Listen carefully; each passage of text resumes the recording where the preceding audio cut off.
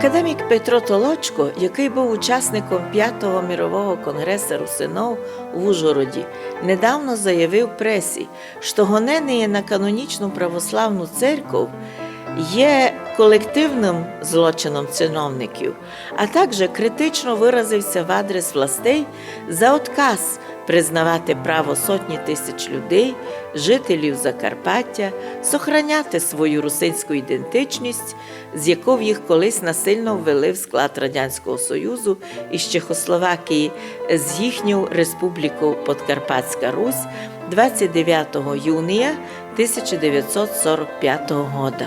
А знаєте, що мене вразило? Вчора мене вразило.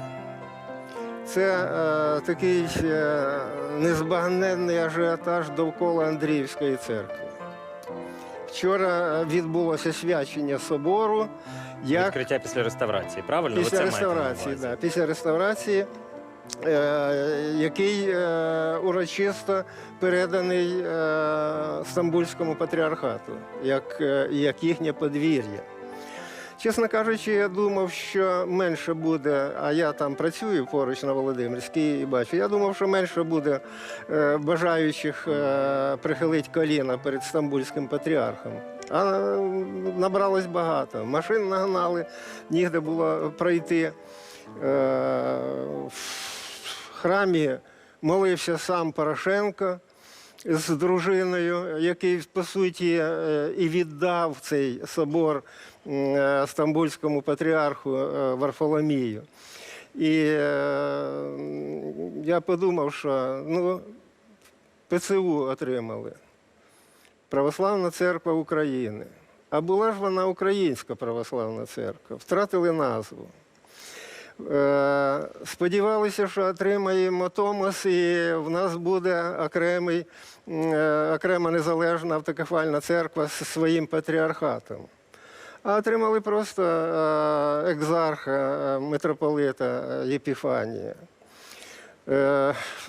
У нас цілий ряд монастирів можуть перейти в безпосереднє підпорядкування Стамбульського патріарха.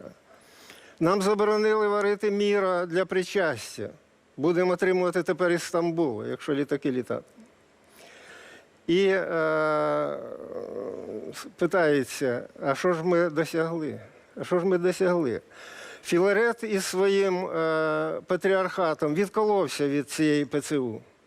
Залишилися в цій ПЦУ тільки ці автокефалісти. І якщо вони отак будуть себе вести, як тільки що було показано на екрані, то я не пророкую їм хороше майбутнє. Вони з такій ненависті до всього, вони і до себе будуть так же ставитися. І сподівання тільки от на таких красивих людей, як була тільки що у нас на екрані ця молода жіночка, і вона справді сказала, Бог не в силі, а в правді. Ну, я вже літня людина, і я ніяк не можу збагнути наших можновладців. Ну, люди добрі. Треба ж зробити таку державу, в якій буде жити хорошо, принаймні, в тих можливостях кожній людині. Якщо ви цього завдання не виконуєте, то поступіться місце іншим. Я видів цей вопрос, чув, даже прослухав їм 2 рази виступлення поважного нашого академіка Петра Толочко. Він був на 5-му конгресі русинов в Ужгороді, котрий я організовував.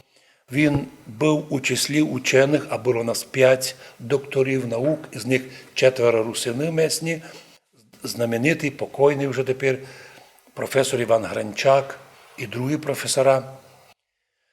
Так, мені так важливо оцінити його позицію, бо він сам став на защиту многих других вопросів в Україні, але, будучи, общаючися з русинами Закарпаття, як він каже, ведь люди живуть мирно, платять налоги, уважають закони України, все роблять для того, щоб держава була цілісна, єдина, яким і приписують їм сепаратизм, та все на на совісті или на безсовісності спецслужб. А почему не хотят власти визнати? Що такое сталося, що власть пішла якби ова-банк? Русини винуждені бути дуже демократичними, дипломатичними перед лицем дійсно злочинних представників української влади, прямо злочинців, чиновників з їхніми випросами, дай куча злочинців, журналістів, так називаних політологів, антирусинів, котрі прямо призивають СБУ лиш згадку про русинів нараз судити, ліпити жителям Закарпаття сепаратизм, зміну родині. Тобто це їхня така п'ята колона спецслужб знаходиться, на мою думку, між журналістами. Жалко. Но ми дякуємо академіку Петру Толочко, що він, будучи громадянин України, патріот України, одних з величайших учених України, нині сказав своє слово в защиту прав національних меншин. Кроме того, напомню, що Петро Толочко – один із самих авторитетних археологів, котрий в своїх дослідженнях заявив: Київ – не старий город. Археологія доказує ті шарові наслоєння, що не є там древнішого слоя, чим 9 вік. А це означає, що, як і ми твердимо, що русини і своїм Ужгородом більш древні, чим Київ.